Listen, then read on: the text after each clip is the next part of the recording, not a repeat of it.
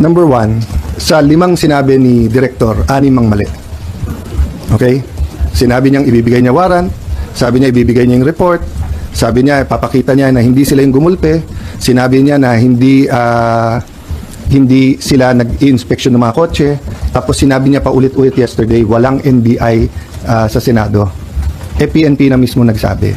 So ang problema, the director seems to be lying to someone. He's lying to the palace, he's lying to me, he's lying to us, he's lying to ano. So ayusin niya muna sarili niya, di ba?